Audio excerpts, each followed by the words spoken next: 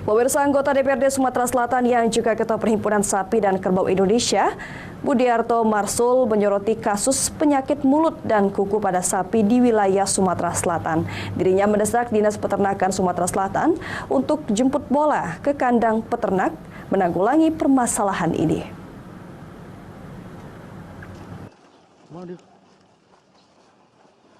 Jumlah sapi yang terpapar penyakit mulut dan kuku sudah mencapai ribuan di Sumatera Selatan, sehingga ada kekhawatiran akan kebutuhan hewan sapi menghadapi Hari Raya Idul Adha 1443 Hijriah. Untuk diketahui, peminat masyarakat untuk berkorban tergolong tinggi pasca melandainya angka pandemi COVID-19. Permasalahan ini menjadi perhatian serius anggota DPRD Sumatera Selatan yang juga Ketua Perhimpunan Sapi dan Kerbau Indonesia Sumatera Selatan, Budiarto Marsul.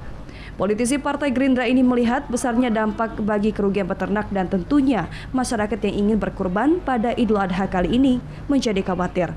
Budiarto meminta Dinas Peternakan Sumatera Selatan dan Kabupaten Kota untuk membantu memberikan obat-obatan kepada sapi agar tidak mati dan menularkan penyakit PMK ke sapi lain. Upaya ini tidak boleh hanya mengandalkan laporan, namun Dinas Peternakan harus melakukan jemput bola ke kandang peternak. Kita mengharapkan pemerintah provinsi, khususnya Dinas Peternakan, para dokter hewan ya, yang tergabung dalam Ikatan Dokter Hewan, juga kita harapkan ikut bersama-sama menanggulangi,